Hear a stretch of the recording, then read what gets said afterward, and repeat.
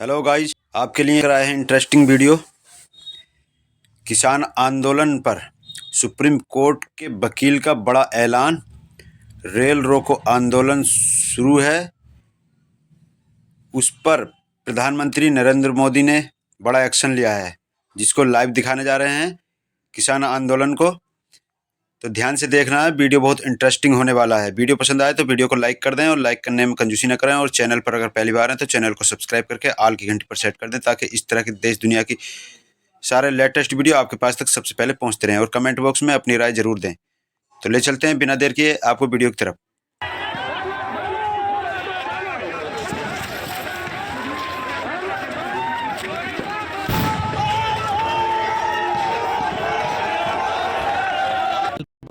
इस समय गारंटी के लिए कानून संभव नहीं। दरअसल एमएसपी पर कानूनी गारंटी की राह धमकी मिल रही है, हमें मालूम है। और मुझे और महमूद पराचक को मारने की धमकी है।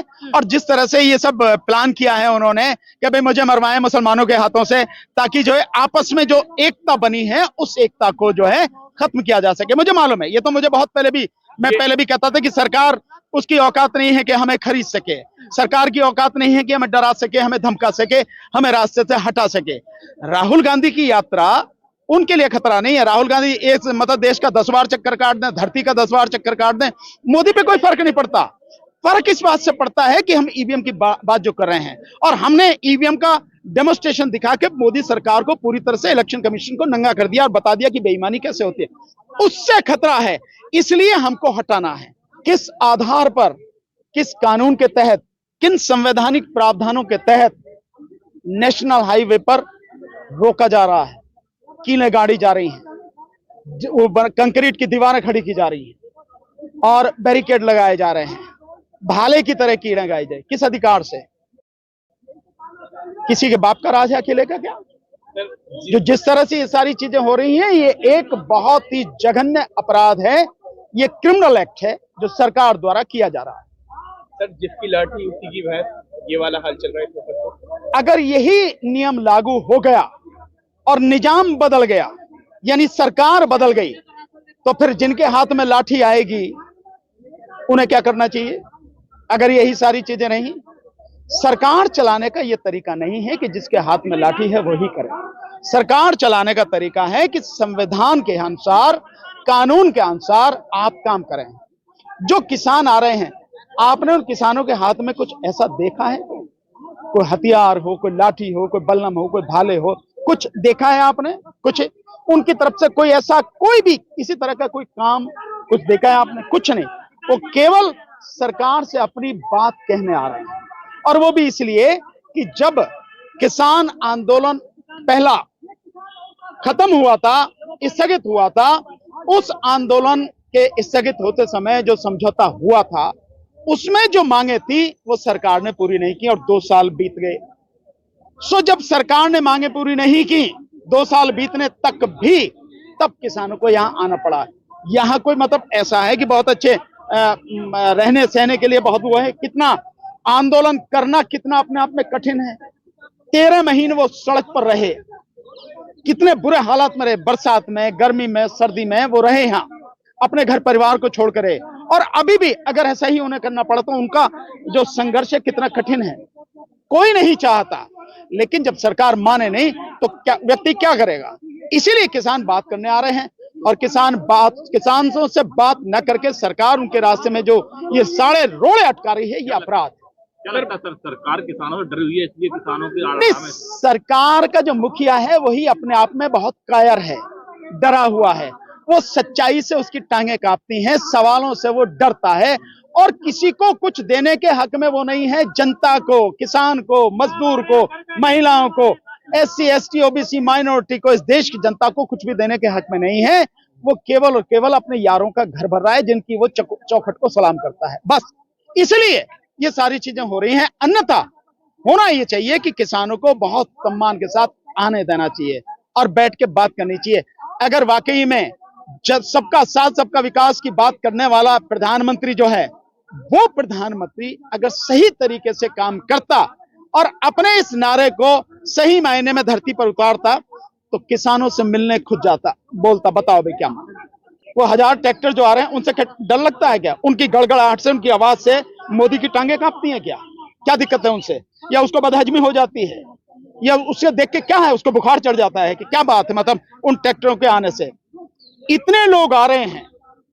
ये सही मायने में अगर व्यक्ति राजनीतिज्ञ होता सो किसानों के बीच में जाता कि मैं आ रहा हूं सिंघू बॉर्डर पे, शंभू बॉर्डर पे है ना, शंभू बॉर्डर पे इस समय जब मैं आपसे बात कर रहा हूं 2 लाख से ज्यादा किसान वहां पर इकट्ठे हैं। सही मायने में प्रधानमंत्री को वहां जाना चाहिए था कि मैं आ रहा हूं तो आपके बीच में, वहां बीच में बैठ के बताओ भाई क्या बात, क्या दिक्कत है, और उनकी बातें सुन के और कहना तो ठीक है ये आपकी जो है मांगे 1 हफ्ते में पूरी हो जाएंगी। ये है काम करने का तरीका, ये है प्रधानमंत्री की जिम्मेदारी और ये है राजनीति। लेकिन प्रधानमंत्री और उसकी सरकार और सरकार के जो प्यादे हैं, जो खट्टर है, ये तो गुंडों की तरह काम कर रहे हैं। ये जो मतलब जो आंसू गैस के गोले छोड़े जा रहे हैं, गोलियां चलाई जा रही हैं, एसएलआर की गोलियां चलाई जा रही हैं, ये तो गुंडों के काम है भाई। कोई कौन है वो? क्या वो पाकिस्तान से आए हुए लोग हैं? क्या चाइना का हमला कर रहे हैं? हमला करने वाले वो लोग हैं? वो नहीं है ना, अपने ही देश के किसान हैं वो लोग। और किसान सरकार से मांग कर रहे हैं कि उनका हक उन्हें दिया जाए। देने में क्या दिक्कत है? तो वही तो सर, इतनी व्यवस्थाओं के बीच जो सारी चीजें 2-3 दिन से वीडियो सामने आ रही हैं, और कितना लंबा चल पाएगा आंदोलन? नहीं, आंदोलन कितना ही लंबा चले, और किसानों को भी इस बात की उन्होंने तय कर रखी है कि आंदोलन कितना लंबा चलेगा उन्हें नहीं मालूम, हमें भी नहीं मालूम, किसी को नहीं मालूम है। सरकार जितने दिन तक लंबा चलवाना चाहे, चाहे तो 1 दिन में 1 घंटे में खत्म हो जाए, और सरकार न चाहे तो चलता रहेगा। तो इस बार जो किसान हैं, ये किसान अपनी जितनी मांगे हैं उन सारी मांगों को पूरी करवाए बिना पीछे जाने वाले नहीं हैं, और सरकार में इतनी ताकत नहीं है कि उनको वहां रोक के रख पाए।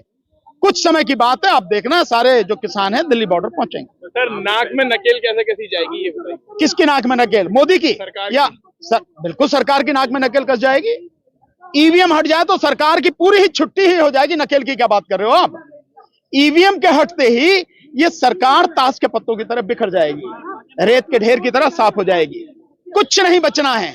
ये तभी तक है, और ये इसीलिए ये जो काम कर रही है सरकार, जितनी गुंडागर्दी दिखा रही है, इसीलिए दिखा रही है कि उसे लोगों की वोटों की जरूरत नहीं है, क्योंकि वो ईवीएम के माध्यम से, मशीन के माध्यम से जितने चाहे वोट छाप लेती है, चुरा लेती है, जीत के आ जाती है।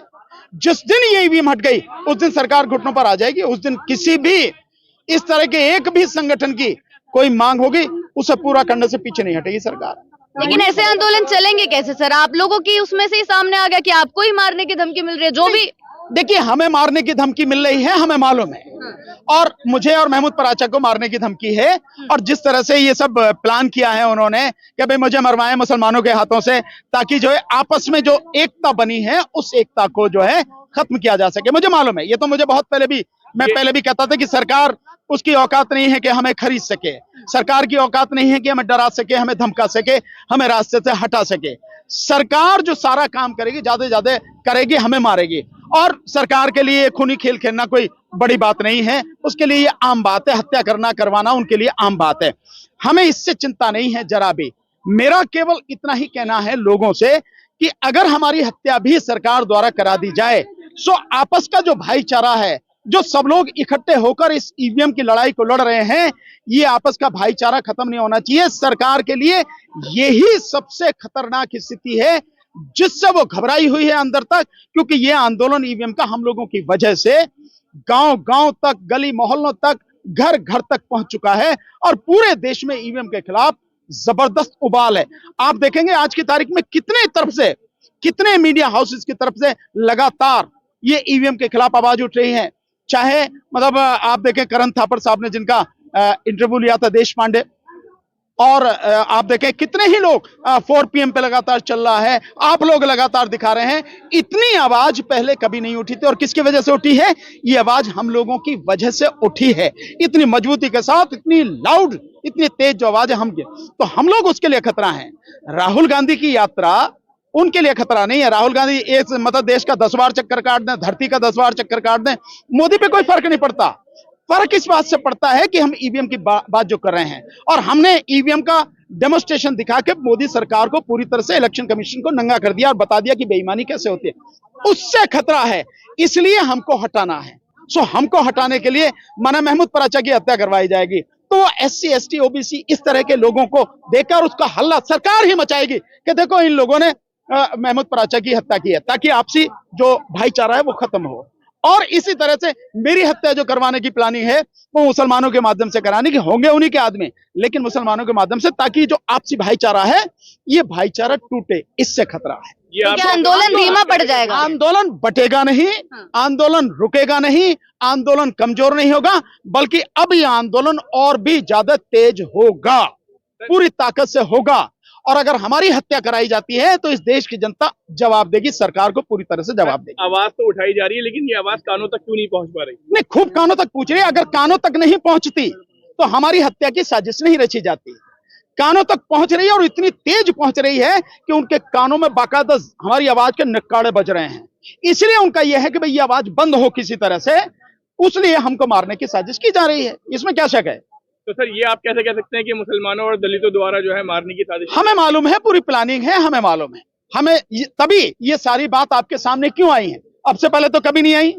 आपके सामने तभी आई है कि जब ये इनपुट हमें मिला है। और आप कहेंगे कि इनपुट कहां से मिला है, तो बहुत लोग हैं, बीजेपी के कितने ही लोगों को राजनीतिक हिसाब से ठिकाने मोदी ने लगाया है, साइड किया है, उनकी राजनीति खत्म कर दी। तो इंफॉर्मेशन आने के कई सोर्स हैं। अगर सरकार के पास लोग हैं तो सरकार के विरोध में या मोदी के विरोध में उससे निश्चित रूप से उसकी नीतियों को पसंद न करने वाले लोगों की भी कोई कमी नहीं है, इंफॉर्मेशन मिल जाती है। लेकिन सर अगर सभी आंदोलनों को, ये दोनों चीजें एक साथ चल रही हैं, संविधान को बंद किया जा रहा है, संविधान की नहीं मानी जा रही है, सरकार पूरी तरह से दमन करने पर तुली हुई है, उसका दमन बढ़ेगा। अगर लोग इसका विरोध नहीं करेंगे तो विरोध करेंगे, ये दमन रुक जाएगा, नहीं करेंगे और बढ़ेगा। सर सभी आंदोलनों को अगर ऐसे रोका गया, जैसे आपने बताया कि आपके आंदोलन को रोकने के लिए इतनी बड़ी चीज हो गई, किसान आंदोलन इतना बड़ा है उसको ऐसे रोका जा रहा है, तो कैसे लोग निकलेंगे? देखिए, मोदी सरकार को, यही कहो कि मोदी को सत्ता की हवस है, मैं ये शब्द बार बार इस्तेमाल करता हूं, और सत्ता के लिए वो कुछ भी कर सकता है। मोदी, अमित शाह, मोदी सरकार सत्ता पाने के लिए किसी भी हद तक जा सकते हैं। उनका इतिहास अगर आप जानेंगे तो उनका इतिहास बड़ा रक्त रंजित इतिहास है। इसके लिए ये कोई परेशान होने वाली बात नहीं है कि हम कर रहे हैं तो हमें रोकने के लिए हमें मार दिया जाएगा। किसान है, उनको रोकने के लिए उन पर जो है आंसू गैस के गोले छोड़े जा रहे हैं, रबड़ की गोलियां चलाई जा रहे हैं, SLR की गोलियां चलाई जा रही हैं उनके ऊपर, और कांटे उनके रास्ते में खड़े कर दिए गए हैं भालों की तरह, उनकी कंक्रीट की दीवार में। ये सब कुछ होगा क्योंकि उन्हें मालूम है कि अगर ये नहीं वो करेंगे तो कैसे रोकेंगे, इनको सबको रोकेंगे। वो उन्हें रोक नहीं पा रहे हैं और इन सारी चीज से वो रोक भी नहीं पाएंगे। उनकी समझ इस समय बिल्कुल मैं मानता हूं कि खत्म हो चुकी है। अन्यथा इस सब को रोकने के लिए उन्हें लोगों की बात सुननी चाहिए, लोगों की मांगे माननी चाहिए, ताकि देश में अमन और शांति कायम हो सके।